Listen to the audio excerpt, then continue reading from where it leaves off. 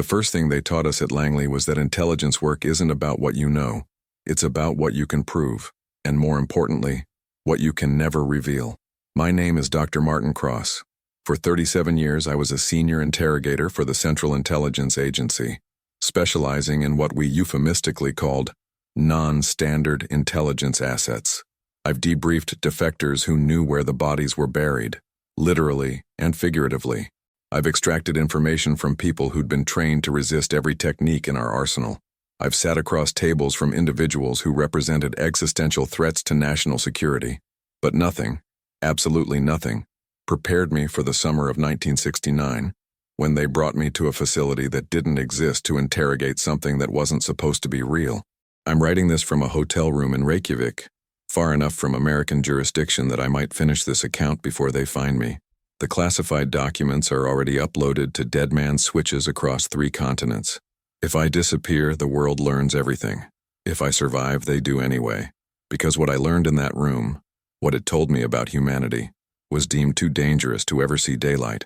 Not because it threatened our security, but because it threatened something more fundamental, our perception of who we are, what we've done, and why we've been allowed to continue doing it. This is the story they've spent 54 years trying to bury. It began on June 12, 1969, 3 weeks after my 40th birthday. I was working out of the agency's Psychological Operations Division, developing new interview protocols for high-value targets. The Vietnam War was grinding through its ugliest phase. The Cold War was a chess game played with nuclear pieces, and I was exactly where I wanted to be, deep in the machinery of power, convinced I was serving something greater than myself. The summons came through channels I didn't know existed. A car arrived at my Georgetown apartment at 3 a.m. No explanation. Just 2 men in dark suits who showed credentials I couldn't verify and made it clear this wasn't a request. We drove west through the darkness, past the usual CIA facilities in Virginia, past the checkpoints I recognized, into territory that felt deliberately removed from any map. 6 hours later, we arrived at what the briefing documents would later call Site Indigo, a converted missile silo in the mountains of West Virginia, retrofitted into something between a research facility and a maximum security prison. The man who met me in the underground briefing room introduced himself as Deputy Director Harrison Webb, late 50s, silver hair, eyes that had seen things that changed how they looked at everything else. "Dr. Cross," he said without preamble, "you have a top-secret clearance with SCI access. What I'm about to tell you exists at a level above that, a classification so restricted it doesn't have an official designation. Do you understand?" "Yes, sir." "Good. Because if you walk through that door," he gestured to a reinforced steel barrier behind him, "your life will never be the same. You'll carry knowledge that will isolate you from everyone you know. You'll be bound by oaths that supersede your marriage, your friendships, your sense of civic duty, and you'll never ever be able to speak about what you learn here." He paused, studying my face. "Last chance to walk away, Dr. Cross. We'll put you back in your car, return you to Georgetown, and you'll go back to interrogating Russian assets. No harm, no consequences." I should have taken it. God help me. I should have walked away. "I'm in," I said. The holding chamber was 60 feet below ground, carved from solid bedrock and reinforced with materials I didn't recognize. The air had that recycled quality of sealed environments, filtered and refiltered until it tasted like nothing at all. Director Webb led me down a corridor lined with observation rooms, each equipped with recording equipment, monitoring stations, and what looked like medical diagnostic tools. Scientists in white coats moved with the purposeful efficiency of people who'd been doing this for a while. "We've had it for 22 years, Webb said as we walked. "Recovered from a crash site in New Mexico in July 1947. Roswell was the cover story. The real site was 80 miles south, in terrain so remote we had 3 days to secure everything before anyone noticed." "It?" I asked. "You'll see." He stopped at an observation window. Through the reinforced glass, I could see an interview room. Standard design, table and chairs, recording equipment visible in the corners. But the figure sitting on the far side of the table was anything but standard. I'd seen photographs of every world leader, every terrorist, every threat the agency tracked. Nothing had prepared me for this. It was roughly humanoid. 2 arms, 2 legs, bilateral symmetry. But the proportions were wrong in ways that made my hindbrain scream warnings. Too tall, limbs too long, joints that articulated at angles human anatomy couldn't achieve. The skin, if it was skin, had a texture like brushed metal, shifting between gray and silver depending on the light. And the eyes, large, dark, and completely, utterly aware. We call it Subject 1, Webb said. It's been in containment since recovery. Non-hostile, cooperative within limits, but completely resistant to conventional interrogation. We've had linguists, psychologists, neuroscientists. None of them could get past surface-level communication. What makes you think I'll be different? Because you don't just extract information, Dr. Cross. You understand motivation. You map the internal logic of how people think, what they want, what they fear. He turned to face me. Subject 1 has been waiting 22 years. We think it's been waiting for the right person to ask the right questions. And you think I'm that person? We think you're someone who wants to understand truth more than you want to confirm assumptions. Webb's expression was unreadable. The question is whether you're prepared for what that truth might be. I looked through the glass at Subject 1, who sat motionless, hands folded on the table in a gesture that was almost human in its patience. When do I start? I asked. Now, Webb said. And Dr. Cross, don't try to deceive it. We've learned that much at least. It knows when you're lying before you finish the sentence. The first session lasted 4 hours and achieved nothing. I entered the room with the confidence of someone who'd broken trained intelligence officers, who understood the psychology of resistance, who knew every trick of verbal and nonverbal communication. Subject 1 looked at me with those dark eyes and waited. I tried standard approaches, building rapport, establishing baseline communication, probing for points of leverage or vulnerability. Subject 1 responded in perfect, unaccented English, answering questions with minimal information and no emotional valence. Yes, it understood human language. It had learned by listening during its years in containment. Yes, it was from somewhere other than Earth. The specific location was difficult to translate. No, it would not discuss the purpose of its presence here. Not yet. By the end of the session, I was exhausted and frustrated, and Subject 1 looked exactly as calm as when we'd started. You're wasting both our time, I said finally. I can sit here for weeks asking questions you won't answer. Yes, Subject 1 replied. You can. Many have. Then what's the point? The point, Dr. Cross, is that you haven't yet asked the questions that matter, which are.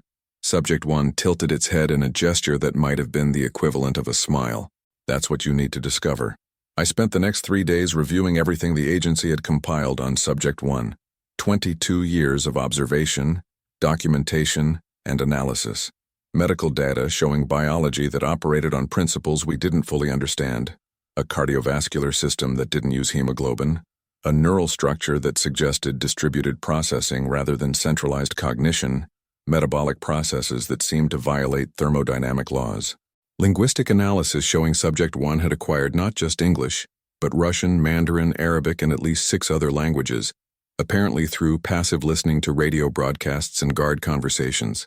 Psychological profiles that were exercises in frustration. Subject 1 showed no fear response, no stress indicators, no attachment to comfort or aversion to discomfort. It existed in a state of what the reports called active equilibrium, neither suffering nor flourishing, simply being. But buried in the daily observation logs, I found something interesting. Subject 1 had asked questions. Not many, not often. But over the course of 22 years, it had occasionally posed questions to guards, researchers, administrators. The questions seemed random at first. Queries about weather, about human reproduction, about why we separated ourselves into nations. But when I mapped them chronologically, a pattern emerged. Subject 1 was studying us, learning not just our language, but our logic, our motivations, our contradictions. It had been conducting its own interrogation, one question at a time, for more than 2 decades, and I realized with sudden clarity, it wasn't waiting for someone who could break it. It was waiting for someone who would understand what it was trying to communicate. The breakthrough came on the 8th day. I walked into the interview room and sat down without my notes, without my protocols, without the performance of professional interrogation. You've been studying us, I said simply. Subject 1's eyes, those dark, fathomless eyes, fixed on me with what felt like attention of a different quality than before. Yes, it said. For 22 years, you've been learning everything you can about humanity. Our languages, our conflicts, our psychology. Why? To understand whether my assessment was correct. Your assessment of what? Subject 1 leaned forward slightly, the first unprompted movement I'd seen it make. of whether your species deserves to continue. The words hung in the air between us, casual and catastrophic. Explain, I said, keeping my voice level despite the ice forming in my chest. I am not the first of my kind to visit your world, Dr. Cross. We have been observing humanity for what you would call millennia, sometimes from a distance, sometimes, as with me, through direct study after accidents make such study possible. Observing us for what purpose? Classification, documentation, and occasional intervention when a species reaches certain critical thresholds. What kind of intervention? Subject 1's expression didn't change, but something in its posture suggested weight, significance, the bearing of difficult truth, the kind that prevents a species from becoming a threat to others, the kind that has been enacted on 47 other intelligent species in this region of the galaxy. My mouth went dry. Enacted how? Extinction-level sterilization. Precise. Minimal suffering. Final. I called for a break and spent 20 minutes in the observation room trying to process what I just heard while Director Webb and his team watched through the glass. It's claiming to be part of some kind of galactic oversight committee? I asked. That's the implication, Webb said. We've had fragments of this before, hints that Subject 1 wasn't alone, that there's some larger structure it's part of, but it's never been this direct. Do we believe it? Does it matter? Webb's face was grim. True or false, it clearly believes it. And given that we can't explain how it got here, how its technology works, or how its biology functions, dismissing the claim seems premature. I looked through the glass at Subject 1, sitting motionless, patient as stone. It said we're being evaluated, that we might be targeted for extinction-level sterilization if we fail some kind of test. Yes. And you brought me in to find out what that test is? What criteria they're using? Webb met my eyes. I brought you in to find out if there's anything we can do about it. If there's a way to convince them, assuming them exists, that humanity deserves to survive. I returned to the interview room with a different mindset. This wasn't an interrogation anymore. It was a negotiation for the survival of the species. Tell me about your classification system, I said. How you evaluate which species live and which die. Subject 1 regarded me for a long moment, then began to speak in that calm, measured tone that made apocalyptic content sound like a weather report. We monitor species as they develop technologically, it said. The critical threshold is the capacity for self-annihilation. When a species gains the ability to destroy itself through weapons, environmental damage, or resource depletion. This is a universal developmental stage. Most species reach it within 10,000 years of achieving agriculture. And then what? Then we observe how they respond to that capability. The test isn't whether they create such weapons. All intelligent species do. The test is what they choose to do with them. What are we being evaluated on specifically? Subject 1's fingers, 4 digits, joints in unexpected places, tap the table in a rhythm that might have been the equivalent of a human organizing their thoughts. 3 primary criteria, it said. First, capacity for collective self-regulation. Can the species govern itself effectively enough to prevent self-destruction? Second, treatment of other intelligences, both within the species and beyond. Do they demonstrate respect for consciousness in forms other than their own? Third, ecological integration. Do they function as part of their biosphere or as a cancer consuming it? I thought about the nuclear weapons pointed at major cities across the globe, about the war in Vietnam, the gulags in Russia, the systematic destruction of indigenous populations on every continent, about the smog choking our cities and the chemicals poisoning our rivers. How are we doing? I asked quietly. Subject 1 tilted its head. You already know the answer to that question, Dr. Cross. Over the following sessions, Subject 1 laid out a framework that was both elegant and terrifying. They called themselves the Accord, a collective of intelligent species from across what we would call the Orion arm of the Milky Way. Not a government exactly, but something more like a long-term ecological management system. Species that had survived their own critical thresholds, working together to ensure that newly emerging intelligences either matured successfully or were prevented from spreading. You make it sound clinical, I said during the 15th session. Like culling a herd. We make it as painless as possible, Subject 1 replied. The alternative is worse. Which is? Species that pass the threshold without self-regulation become expansionist, aggressive. They consume their home world and reach for others. They encounter species at different developmental stages and treat them as resources or obstacles. The suffering they cause cascades across centuries, across solar systems. So you kill them first. Preventively. We prevent suffering on a scale you cannot imagine, Dr. Cross. One species eliminated in its home system prevents the eventual extinction or subjugation of dozens of others. I leaned back, trying to find a flaw in the logic, trying to construct an argument that didn't sound like special pleading. How many species have you eliminated? 47, as I mentioned, over the course of approximately 2 million years, in this region alone. And how many have you allowed to continue? 83. The mathematics were damning. More than 1/3 of intelligent species failed the test. Where do we fall in that assessment? I asked, though I dreaded the answer. Subject 1 was quiet for a moment, the first real pause I'd seen in all our conversations. Humanity is unusual, it said finally. You demonstrate both the highest capacity for cruelty and the highest capacity for compassion we've observed.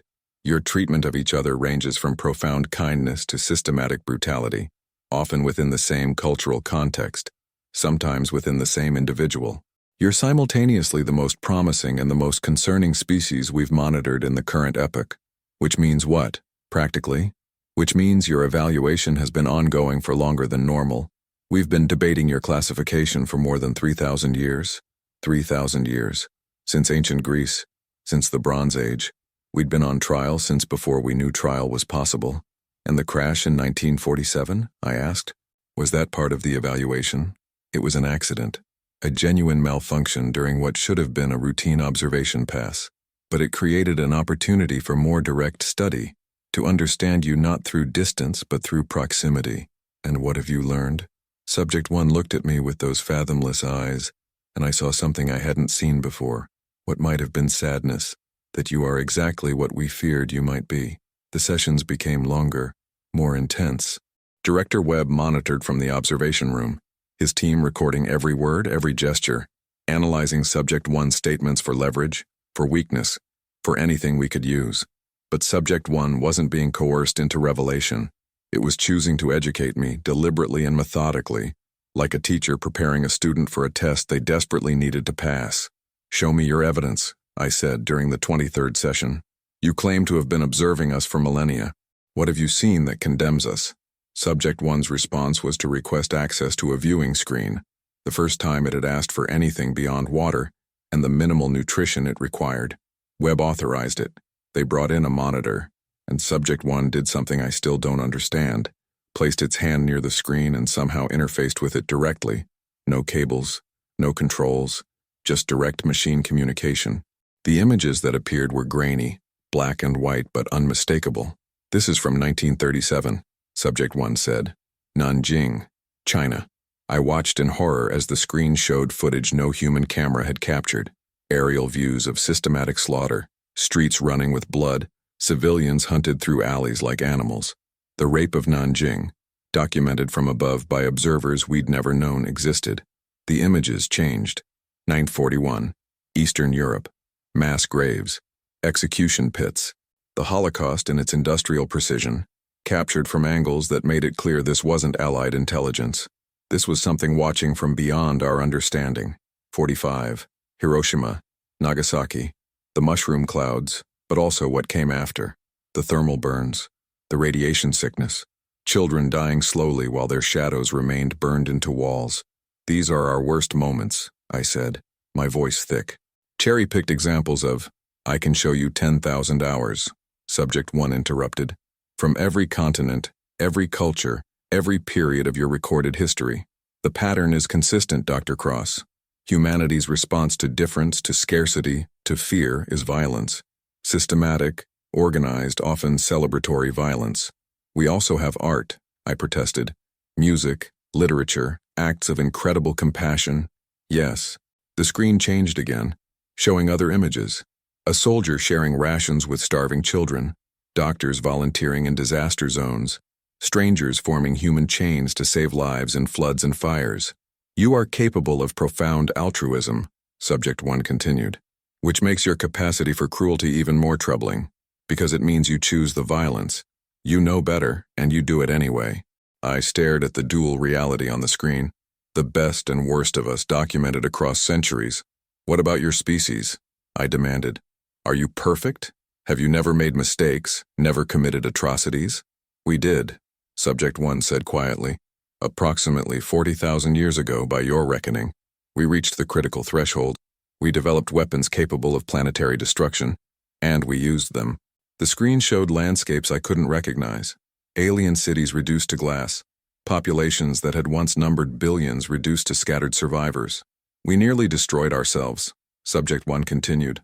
Only the intervention of an older Accord member species saved us. They didn't sterilize us, they quarantined us, forced us to confront what we'd done, and gave us the choice to either change fundamentally or be eliminated. And you changed. We had no choice. Our world was dying. Our population was collapsing.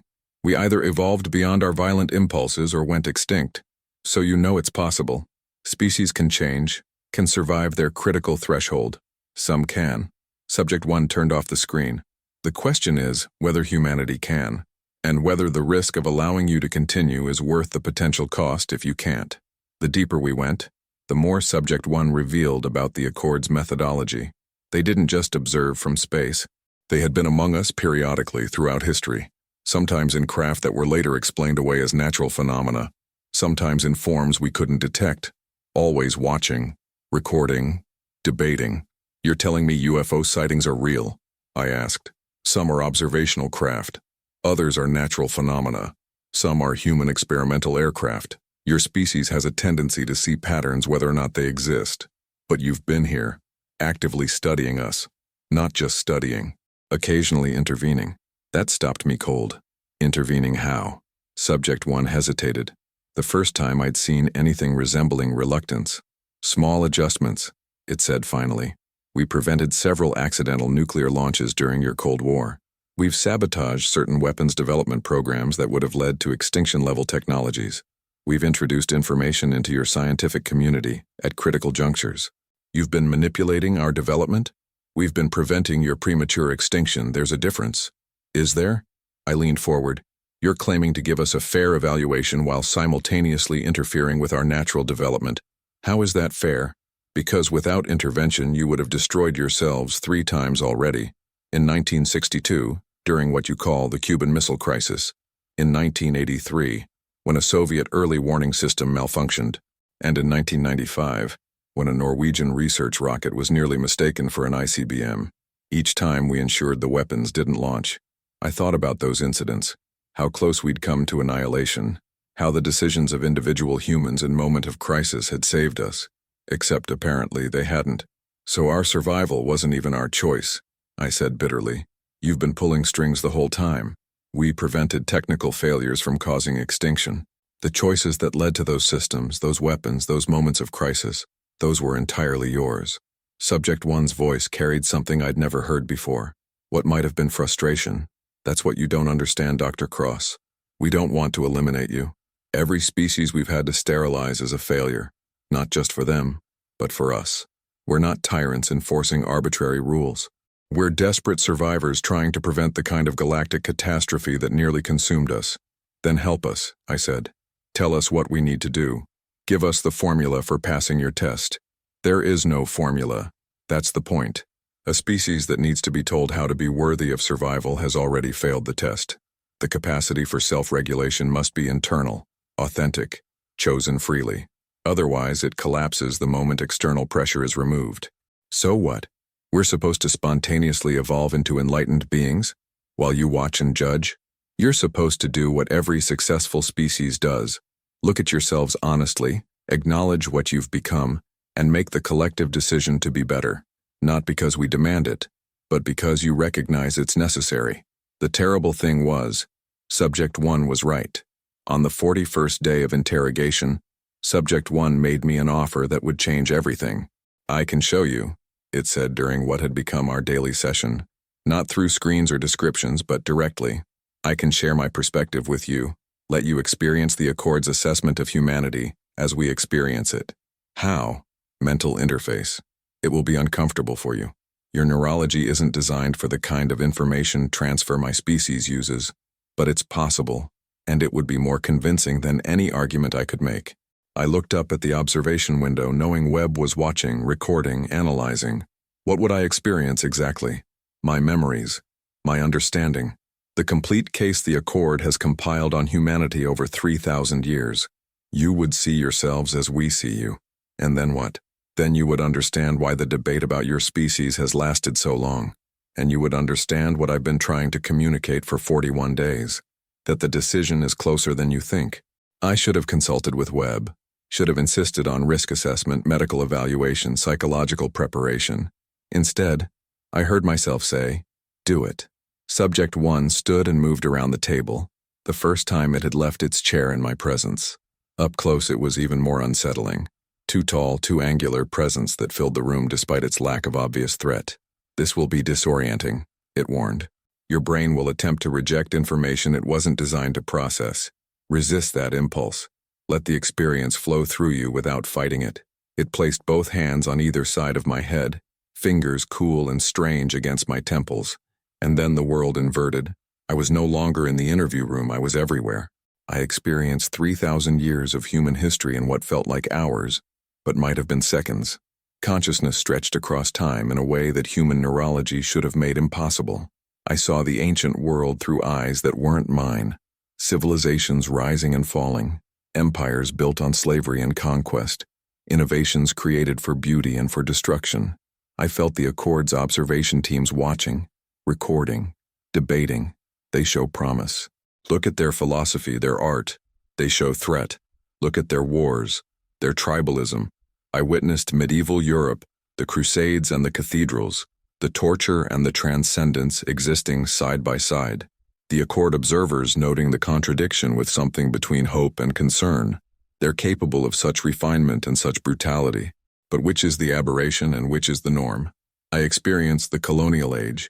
European powers carving up continents with the same casual cruelty Subject 1's people had once used on each other. I felt the Accord's growing alarm. This is the pattern we know. The expansion, the dehumanization, the industrial scale suffering. But look, there are resistance movements, abolitionists, people within the system arguing for change. Individual morality doesn't prevent collective atrocity. We know this. The Industrial Revolution, the World Wars, the nuclear age, each advancement in technology matched by an advancement in our capacity to harm ourselves. The Accord debate growing more urgent, more polarized, and then I felt it, the weight of the decision they were approaching, the mathematical models showing our trajectory, the probable timelines for our self-destruction or our expansion beyond Earth, the risk assessment that treated human lives not as individuals, but as statistical probabilities in a galactic equation. They weren't monsters. They were pragmatists who'd learned the hard way that compassion on a small scale could enable catastrophe on a large one, and we were failing their test. Not decisively. That was the terrible part. We were close. We showed enough positive indicators to keep the debate open, but enough negative patterns to prevent a clear verdict. We were the edge case, the borderline species, the civilization that could go either way, which meant we were also the most dangerous kind. When Subject 1 released me, I collapsed back into my chair, gasping, tears streaming down my face. The observation room exploded with activity. Medics rushing in, Webb demanding status updates, alarm systems triggered by my vital signs. But I waved them away, staring at Subject 1 with new understanding.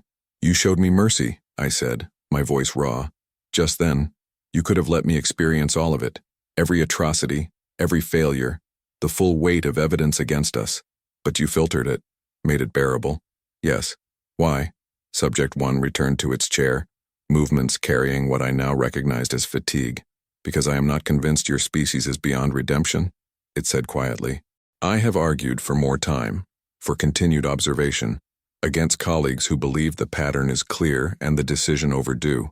I wanted you to understand our perspective, not to convince you of your guilt, but to show you what you're facing. What I'm facing? The Accord will make a final determination within the next decade. The debate has gone on too long. We have other species to monitor, other threats to address. Humanity will either be granted provisional acceptance into the broader galactic community, with safeguards and monitoring, or you will be sterilized before you can develop interstellar capability. The clinical language for species-wide execution made my stomach turn. And which way is the decision leaning?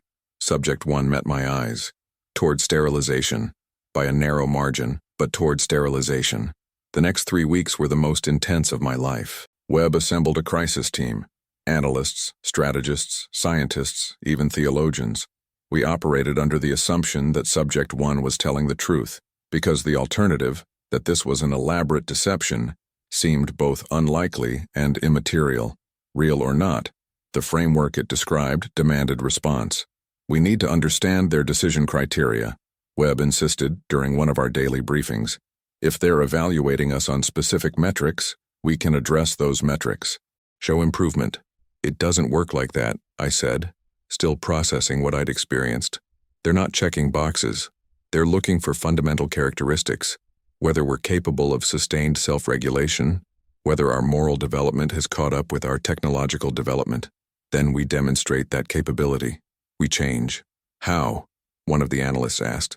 We can't eliminate nuclear weapons. Doing so unilaterally would destabilize the global power structure. We can't end wars. There are legitimate conflicts over resources and ideology. We can't fix our environmental damage overnight. The industrial base that created it is also sustaining billions of lives. The room fell silent, everyone confronting the same terrible realization. The systems that Subject 1 judged us for were the same systems we believed kept us alive.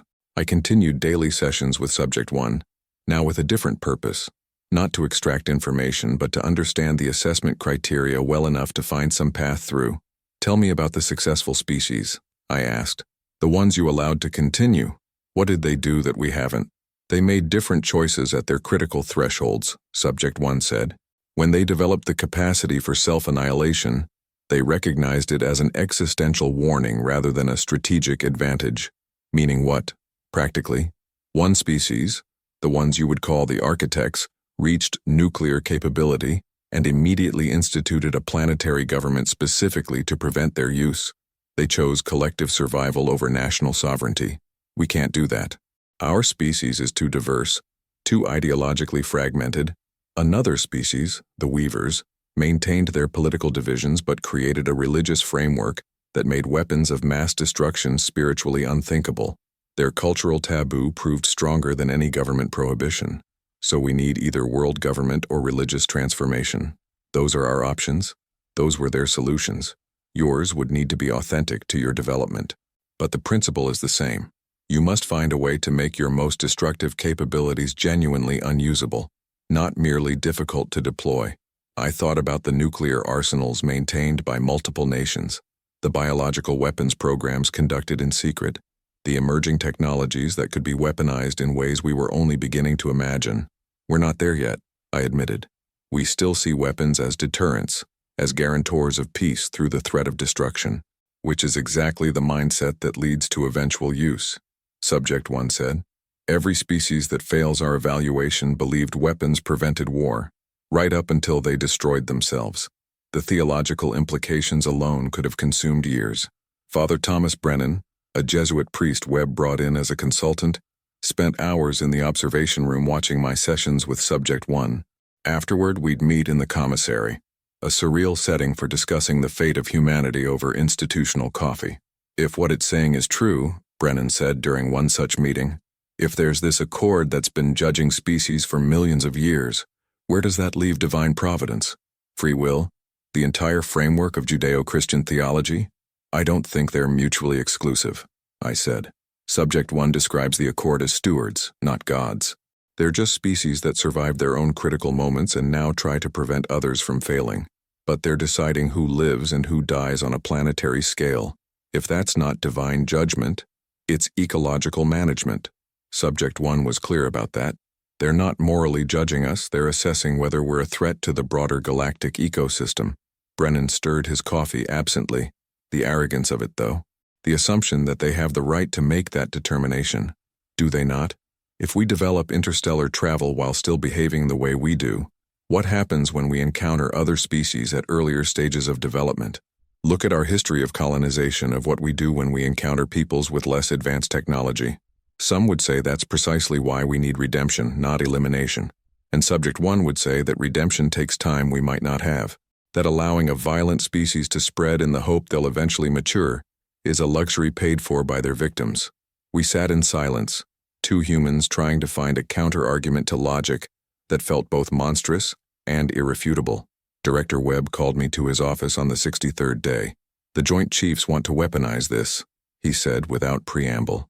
They're arguing that if Subject 1's species has the capability to eliminate us, we need to understand their technology, reverse engineer it, develop countermeasures. That's insane. We can't even understand how Subject 1 interfaces with electronics. Its biology operates on principles we don't have frameworks for. I know. But the logic is compelling to people who think in terms of strategic advantage. If there's a threat, we neutralize it. That's exactly the mentality the Accord is evaluating us for, I said. They're watching to see if we respond to unknown intelligences with curiosity or aggression. If we try to weaponize Subject 1, we're confirming every concern they have about us. Webb leaned back in his chair, looking older than I'd ever seen him. Then what do you propose, Dr. Cross? Because I need to give my superiors something. They're not going to accept wait and hope we spontaneously evolve past our violent nature. I'd been thinking about this for weeks, turning it over in every spare moment. We need to change the conversation, I said slowly. Subject 1 says the Accord is debating us. That means there's disagreement, there's doubt. We need to give the voices arguing for us something concrete to point to. Evidence that we're capable of change. How? We start with this facility, this program.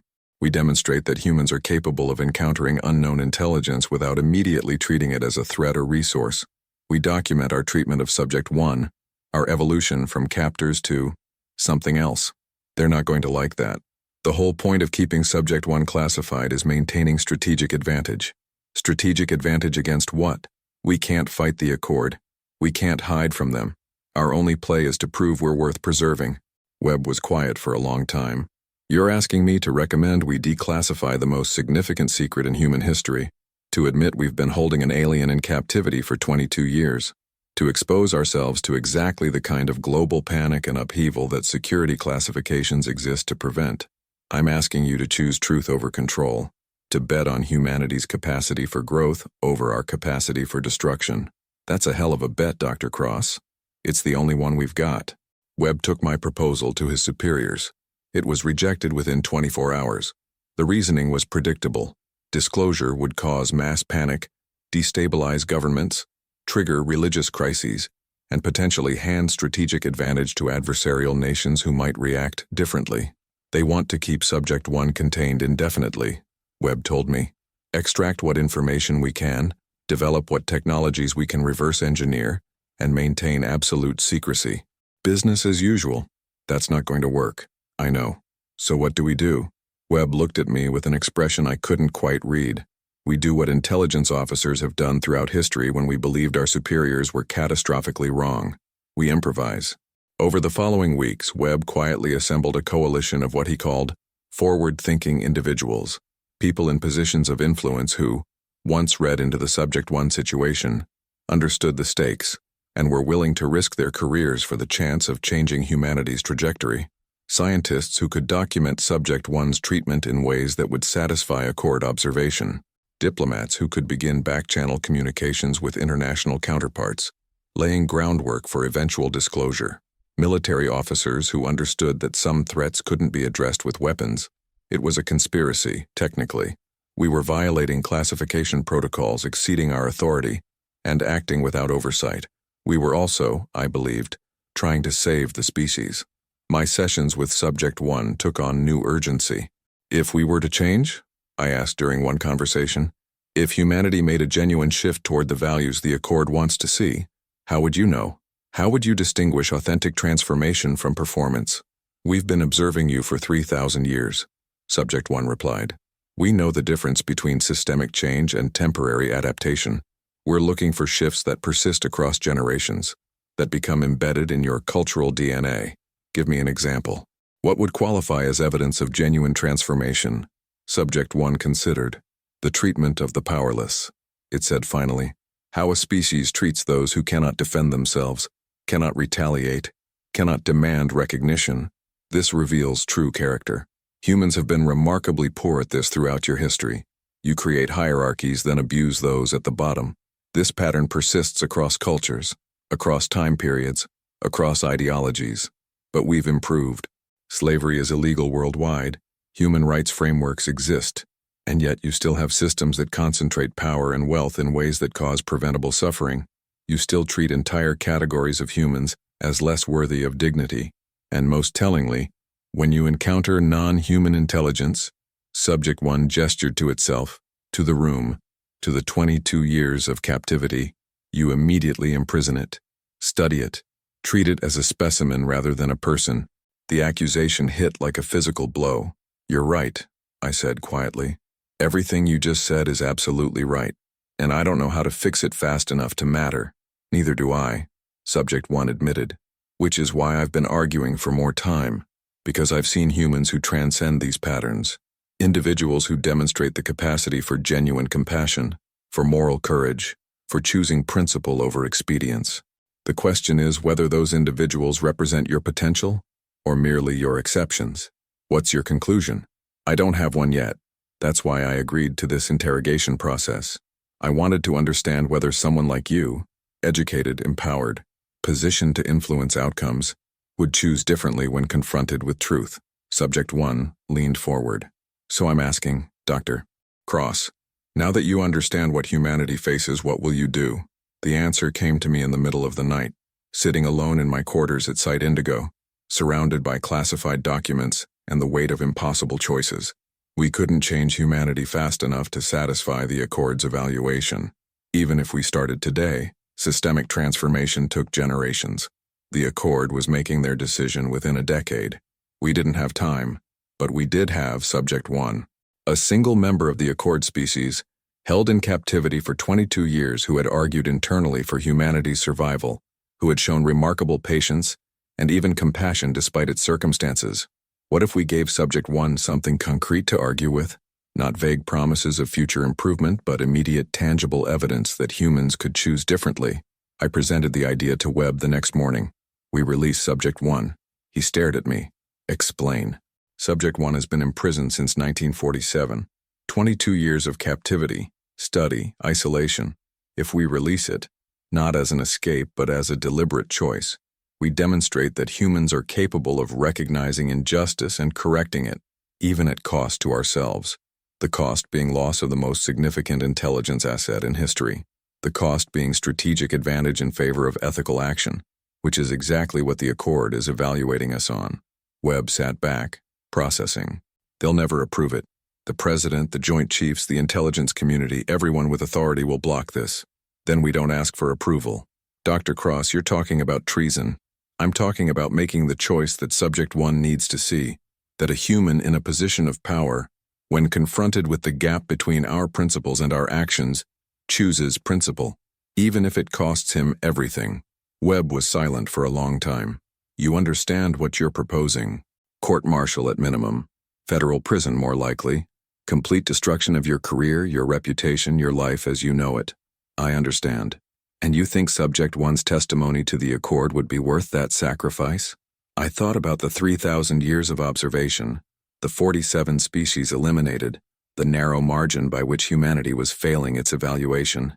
I think it's the only play we have left. Webb gave me 48 hours to reconsider. I spent them reviewing everything, the transcripts of my sessions with Subject 1, the historical evidence of humanity's failures, the theoretical models showing our probable trajectories. Every analysis led to the same conclusion. We were running out of time, and conventional approaches weren't going to save us. On the morning of the third day, I told Webb I hadn't changed my mind. Then we'll need help, he said. This facility has redundant security systems specifically designed to prevent exactly what you're proposing. We can't do it alone. Over the next week, Webb assembled a small team of people willing to commit career suicide for a chance at species survival. Dr. Sarah Reeves, the facility's chief medical officer, who'd been documenting Subject 1's deteriorating health and had grown increasingly disturbed by the ethical implications of indefinite captivity. Major Daniel Park, head of facility security who'd served in Korea and seen enough unnecessary death to be willing to risk everything to prevent more. And Father Brennan, who'd concluded that releasing Subject 1 was not just strategically sound but morally imperative. 5 people, about to commit an act that would be remembered as either salvation or catastrophe. The plan was simple. During a scheduled maintenance window on the facility's backup power systems, we would create a controlled blackout lasting exactly 8 minutes. In that window, Major Park would disable the electromagnetic locks on Subject 1's containment. Dr. Reeves would provide Subject 1 with supplies and a route through the underground maintenance tunnels to the surface. And I would ensure the security recordings were corrupted in ways that made it look like equipment failure rather than deliberate action. We set the operation for July 20th, 1969, the same day humanity would land on the moon, a symbolic synchronicity that felt appropriate. "You understand this may not work," Subject 1 said when I briefed it on the plan. "The Accord's decision is not dependent on my individual testimony. I am one voice among thousands. But you're a voice with direct extended experience of humanity, and you've been arguing for us. This gives you something concrete to point to. It also may not matter. The evidence against your species is substantial. One act of liberation doesn't erase 3,000 years of observation." "I know," I said, "but it's the truth. It's humans choosing to do the right thing even when it costs us. That has to count for something." Subject 1 regarded me with those dark, fathomless eyes. "Why are you doing this, Dr. Cross, truthfully?" I'd been asking myself the same question. Because I've spent my entire career extracting information from people, manipulating them, using them for strategic advantage. I've told myself it was necessary, that I was serving a greater good. But sitting across from you these past months, I've realized I've been part of the problem, part of the pattern of seeing others as resources rather than persons. I met its gaze. I can't fix humanity, but I can fix this. I can choose once to prioritize someone else's freedom over my own security. And maybe that choice matters. Maybe it's the kind of data point the Accord needs to see. Or maybe it's too little, too late. Maybe. But I'd rather fail trying to be better than succeed at being what we've always been. The operation went flawlessly until it didn't. The blackout occurred as planned. Major Park disabled the locks. Dr. Reeves led Subject 1 through the maintenance tunnels. I corrupted the security feeds. But we hadn't accounted for the CIA's real-time monitoring from Langley. They detected the power anomaly within minutes. Backup systems engaged earlier than expected. And Director Webb, who'd been maintaining communication with headquarters to deflect suspicion, received a direct order: lock down the facility and secure Subject 1 by any means necessary. Webb made a choice. He delayed the order, giving Subject 1 and Dr. Reeves another 3 minutes to reach the surface access point. 3 minutes that would later cost him everything. By the time the lockdown fully engaged, Subject 1 was gone, disappeared into the West Virginia wilderness with supplies, coordinates, and the knowledge of how to avoid human detection that it had gained from 22 years of observation. The facility erupted in controlled chaos. Security teams deployed. Helicopters scrambled. A manhunt began for something that had never been meant to be found. And Webb, Major Park, Dr. Reeves, Father Brennan, and I were placed under immediate arrest. The interrogation that followed was grimmer than anything I'd ever conducted. They wanted to know, where was Subject 1 going? Did it have accomplices? Was this an escape or an extraction by hostile forces? Had we been compromised, coerced, turned against our own country?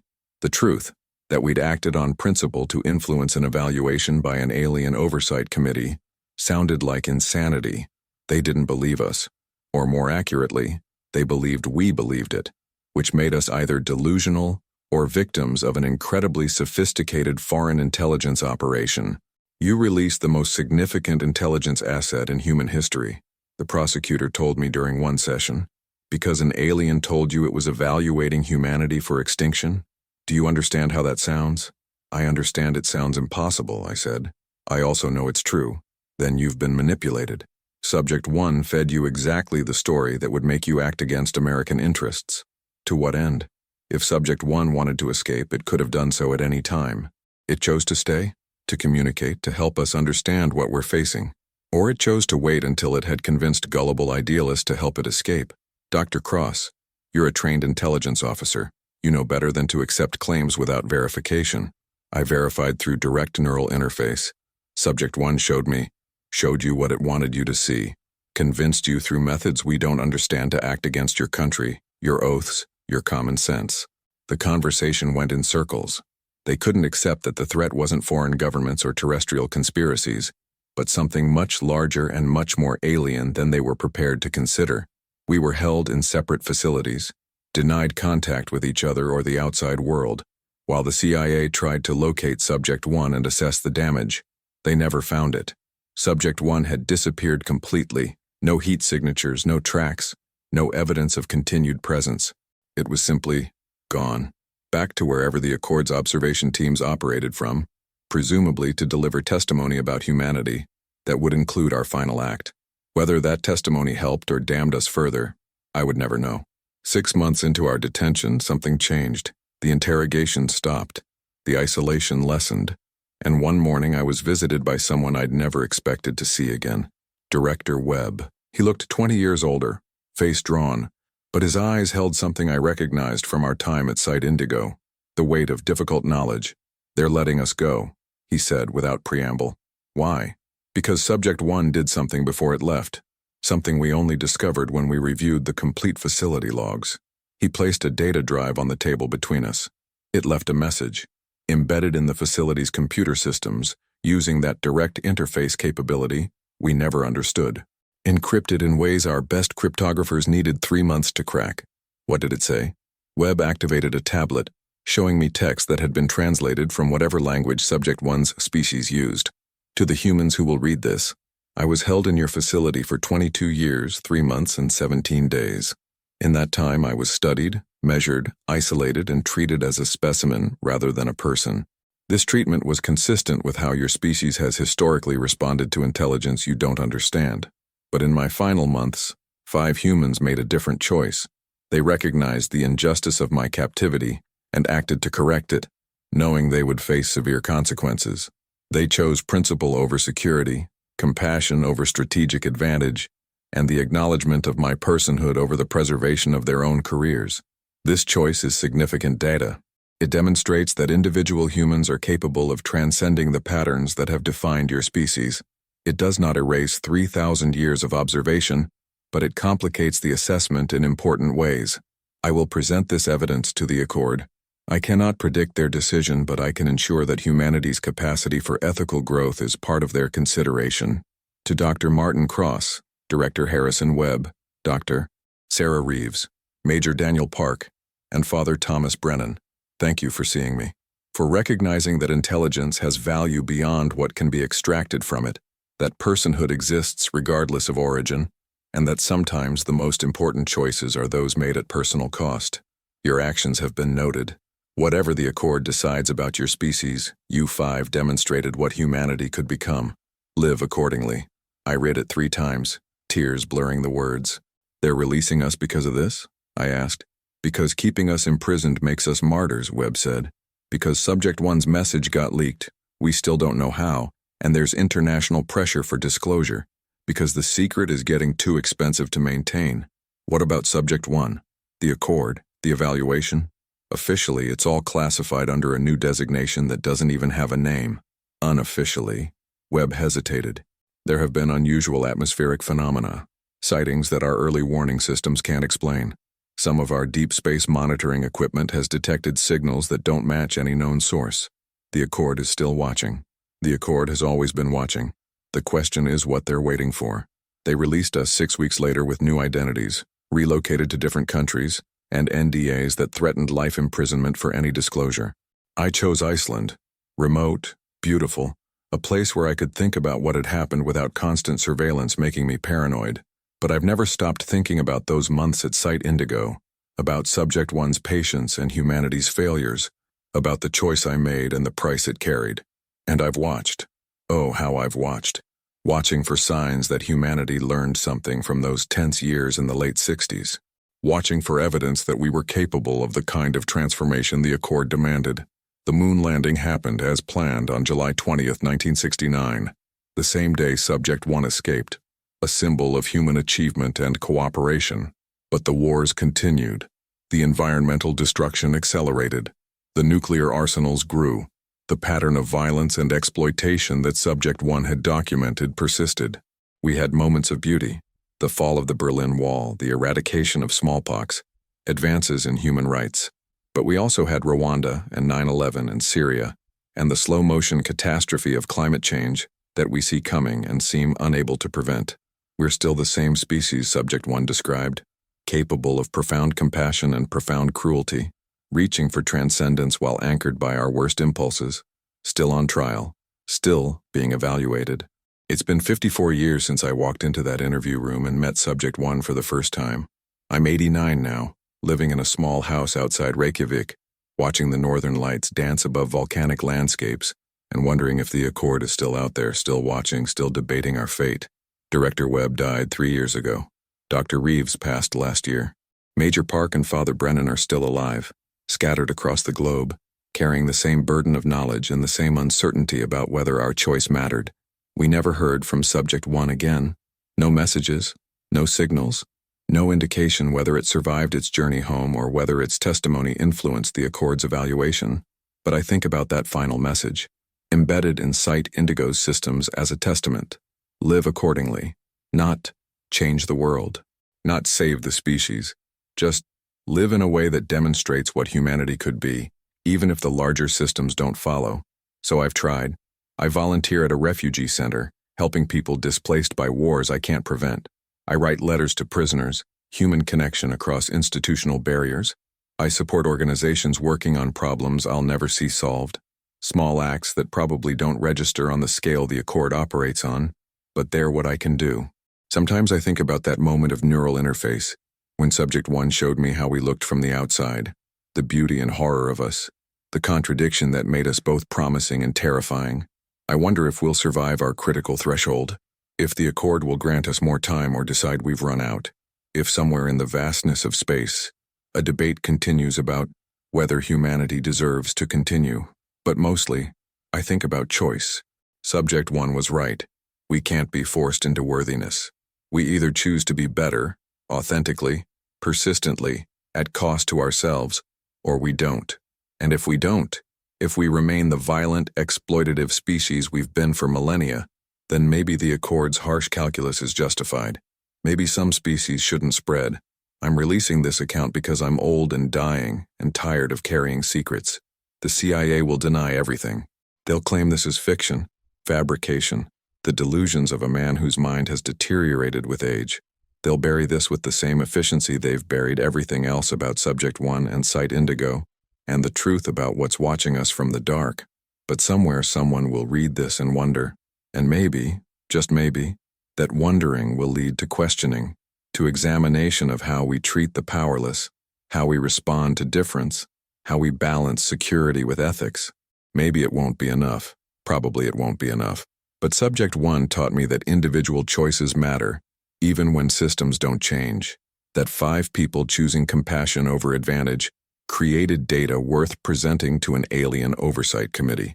That the small acts of recognition and respect accumulate into something larger than their individual components. So I'm choosing to tell the truth, whatever the cost. I'm choosing to live accordingly. And I'm asking you, whoever reads this, to ask yourself, if humanity is being evaluated, if our capacity for ethical choice is being measured against our capacity for destruction, what data are you contributing? What choice are you making? Because the Accord is still watching, and the verdict is still pending.